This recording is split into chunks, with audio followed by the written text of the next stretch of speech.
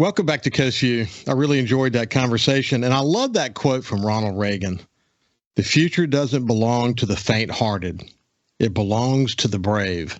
You can apply that in so many ways. You can apply it personally.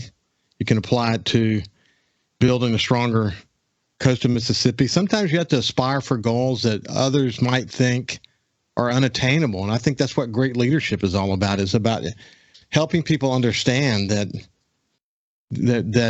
audacious goals are very attainable, but it takes dogged determination to reach it. And as Ronald Reagan says, it takes some bravery as well. But it's just a great quote to think about this time of year as we're all sort of have these resolutions and we're trying to figure out how can we become better versions of ourselves, even in working to achieve personal goals. And it's often not good for the faint-hearted. Sometimes you got to raise the bar for yourself, and that's not easy. Change is not easy, but this is the time of year to think about it. That is for sure. Now let's shift gears and move over to my friend Hunter Dawkins. He's the publisher and chief executive officer of the Gazebo Gazette here in coastal Mississippi, and a good friend. How you doing, Hunter? Ricky, I'm doing well. Thank you very much. It's always a pleasure to be on the show with you. So when I sent you a note, I sent that we're gonna talk a little bit about maybe more in the Saints and celebrate the Pelicans, and we'll come back to that in just a second. But how was the holidays for you? Well, it's been great, at least from the level of no real activity happening other than the weather. As you know, Ricky, the weather's been kind of shifting back and forth, going from really cold to really hot to really now it's foggy all the way across the coast today. And hopefully we'll get a little bit of resolve after there's going to be some thunderstorms passing through today. But that's yeah. What's the Christmas season look like for you? Well, for me and for the community, it's been really, it was very small and dim. Not necessarily dim in a bad way, but very, very dense. And there wasn't really a lot of activity happening. Most of the festivals and everything already happened weeks ago. Christmas in the past, Celebration in Long Beach, Bernard Bayou drive through I think the Jones Park still has the lights up, the harbor lights, but I'm not exactly sure about that because I haven't been out there this year at that time, but because I've been, as you know, covering quite a bunch of professional sports here in the last few days. So, but yeah. Is there a tradition your family does? Well, there was originally. My dad used to have an office Christmas party for such a long time, but my dad, of course, is now kind of in the golden days of his life, I guess. He says the last 25 years. I said, boy, we might want you to hang around for a little bit longer. But, of course, my dad being pretty good. But my mom is kind of back and forth from Texas and not. She's obviously still a resident down here, but she spends a lot more time with my nephews and the rest of her family. As you know, she's from Texas originally. So yeah. Well, that's good. That's good. You working on any cool stories? I actually am, but I was going to mention to you too, Ricky, the last week I did I thought for myself, and I'm not necessarily sure if everybody else would think this, but a feature story on a plaque that was given to the Pass-Christian School District of a 1975 undefeated Pass High football team, the only team that was undefeated in Pass-Christian history, and they had 10 wins, the only team that had ever accomplished 10 wins. And they had 2 bowl games they played in, which those 3 activities were very special. And I'm really happy that the group of the 1975 team came out to the school district and gave them the plaque. And it was a really fun celebration and all that. So, well, Hunter, you and I have talked about before, owning a local newspaper. It's a labor of love, but big time labor of love. You have to do it all. You have to be involved in advertising, running the business, being responsible for your P&L. Picking up checks today and everything. Right. Writing stories, making deadlines, making sure the printing is done, dealing with your website, managing social media, all the things you do. It's a labor of love. I don't know how you find time to do such a good job covering the Saints. And now, of course, there's no way you could cover the Pelicans completely, but you've actually really kind of been all in on the Pelicans. How do you do it? How do you do it? I've been very, but first off, as I've told you before, Ricky, I've been very lucky with the Saints and the Pelicans communication staffs. They've given me a lot of opportunities to go. Of course, with the Saints, I can't go every week during the after practice media days, but I do know the schedule they have. The Pelicans, I can't either with the practice days, but they don't really have very many practice days because during the NBA season. But I've been lucky and had the ability to be able to go to press conferences and things as such, which is very fortunate for me. And I'm very thankful for Justin Massione and Davis, friend with the Saints, and Chris Trahan and Henry Valier and Matt Ryan, who's the director of communications and for the Pelicans. They're all great guys. So. Yeah, it's interesting. I have so many stories to tell about my time in New Orleans. I had the opportunity to spend some time with Mickey Loomis. Yeah, and we were doing some really significant strategic adjustments there around the digital reality of the newspaper and all that. And Ricky, you were lucky because you were there during the time of, right before and after Katrina and all the rest, and that was a really statement of times, not only for the city, but for professional organizations in the city. So. Yeah, I mean, the what was interesting in conversation with Mickey Loomis, and I spent time with Mr. Benson and Miss Benson and with Dean Lashow.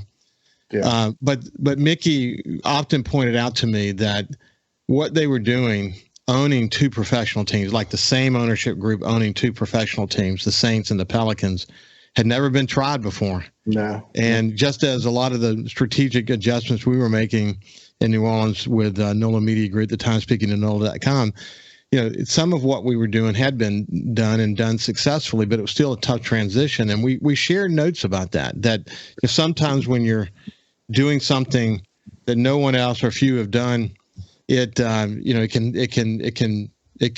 to be coming back to the Ronald Reagan quote, you got to be brave. Yeah. So far, the Saints and I would say the overall organization that owns the Saints and the Pelicans, they have done a pretty good job. They've done a pretty good job of managing the situation. And you've got Mickey Loomis has to say grace over both organizations. Of course, you have a general manager on the Pelican side, and they've hired a good one. But it's interesting to watch that ownership group, isn't it? Yeah, you're right about that. And I don't really think that Mickey has a lot to do with the Pelicans anymore. I think he gave it to David Griffin, who's the executive vice president. And David is a unbelievably intelligent NBA guy. He'd been around LeBron James and all the rest of those. He really helped build organizations. And David brought in Trajan Langdon from Duke, who was a fantastic player and obviously a very intelligent guy, knowing the ins and outs of NBA organizations. And I think that but what I really like about both organizations is that they practice in the same facilities. Now, not necessarily in the exact same ones, but they're on the same grounds, the Ochsner Center in Metairie. They both play in the Superdome and the Smoothie King Center right next to each other. So there's not a lot of conglomeration, like separation between teams. They're all right together. And I think that's something that I give kudos to not only to Mickey, but to Mrs. Benson, that she's done a fantastic job of being able to put together staffs like that. Well, the decision, it's interesting because you're right that on the day-to-day, they've hired a really good general manager on the Pelican side, and they give him a lot of leeway. But if you think about the ownership group is Miss Benson, Dean Lashow, and Mickey Loomis. Those are the three top guys. Of course, there are others that report to them. A lot of longtime employees in the administration that have been part of that group, but the big decisions are made by those three. One of the interesting conversations that Mickey and I had along the way, it was sort of the big discovery for him was when they would go to NFL meetings, they would always be at the richest, most amazing hotels, and it was all this glamour and big, and lots of people there. And when they go to an NBA game, it's smaller, and it's not as glitzy. And he said it was just really interesting. And the other point that he made is that when you're doing the draft on the NFL side, you can find, as San Francisco did in the last kid drafted in Purdy, you can find nuggets all through the draft. Yep. However, on the NBA side, you may get a nugget every now and then, but usually it's the first 3 or 4 or 5 guys. That's where the quality is going to be. And it's just interesting to him to compare the two because he had all that experience on the NFL side. Hey, when we come back, I want to hear Hunter's view on where the Saints season is ending and sort of where we go from here. And then we'll talk just a tad about the Pelicans' amazing season that they're having so far. We'll see you after this break. Welcome back to Coast Vue. I have my friend Hunter Dawkins, who's the publisher and chief executive officer for the Gazebo Gazette here in coastal Mississippi, and we like to just visit from time to time. But Hunter's been covering incredibly well the Saints, and we've talked about every Friday here with Jeff Duncan. We've watched the Saints. It's been a lot of fun. It's great to have 2 professional football teams that are part of the Gulf region. I mean, they're obviously located in New Orleans, but they're our teams, and we know that they're our teams. Hunter, if I think about the Saints, some key turnovers, some key penalties, obviously some key injuries, but 1 or 2 games. I mean, I think about just winning one more game against Tampa, and they could have won both of those games. They're in it still. I mean, they came so close, even with all the challenges they had. Rick, you have to think about it. There's 5 games that have been within a touchdown. And maybe if you make a play here, make a play there, Ingram doesn't step out of bounds, the field goal in London goes over the crossbar. Those are just the 2 games right off the bat, but there are several other games with the same scenario. And it's been tough, but it's part of an NFL season, and of course with the injuries and things as such. And of course, there's rumors flying around here, there, Sean Payton coming back with Tom Brady, and Dennis Allen considering bringing in Derek Carr, which might be a little more truthfulness to that, not necessarily right off the bat, but there's elements of an NFL season that there's changes all the time, and the ability to be able to adapt is really what makes the team good or not.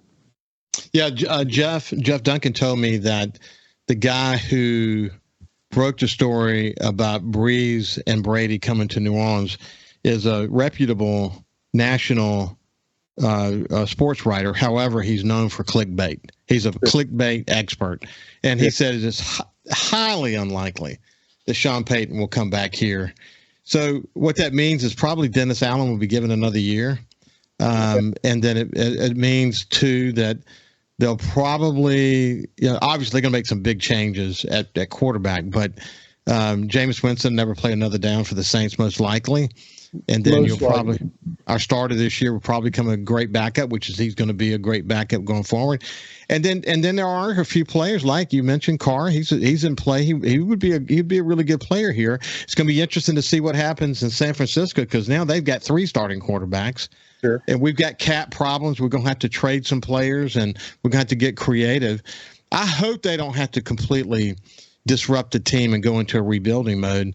I do think we need an offensive coordinator. So it'll be interesting to see how this all plays out. Well, and I think Pete obviously is a good offensive coordinator overall. I'm not exactly sure him and Dennis match up together. There's a lot of questions that that are going to be answered in the off season. And especially one of the big things, as you were talking about, I thought earlier with the draft. The draft is big, and Sean Payton was on Sports Talk Radio yesterday too, talking about the importance of the draft and how he had taken from Coach Bill Parcells that the first 10 draft picks, they always looked at it as protocol. You have to have your 6'4", 6'5" guy, unless if they walk on water, it's got to be a prototypical draft pick. But then after that, you get guys like your Tom Brady in the 6th round and all the rest. And Purdy. Brock Purdy in the 7th round.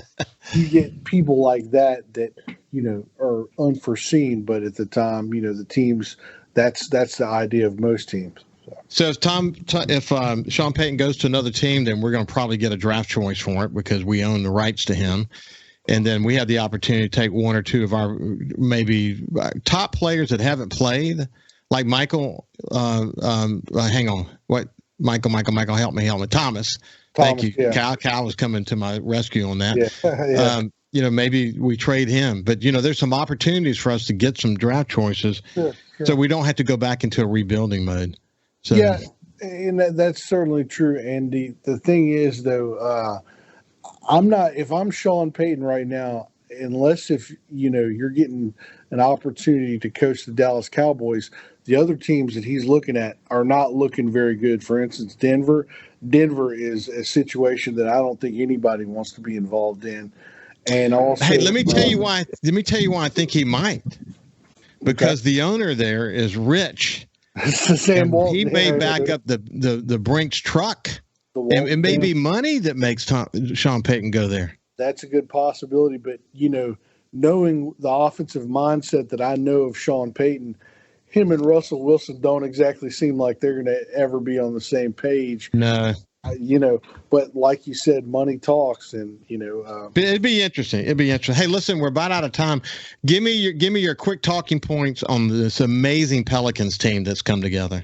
Well, Zion is the man. He's the true MVP this year. If they can make it to the level 1 or 2 seeds, Brandon Ingram got to come back. Once he comes back, he and Zion, it'll be unstoppable. So. It's going to be unbelievable. As Jeff Duncan says, Zion is the alpha male. They were confused about that for a while. There's no confusion about that now. I said it last year, Ricky. I predicted it. He's once he comes back, this team's put together a pretty good product. So. It is incredible. Hey, fun catching up with you, my friend. Have a great day.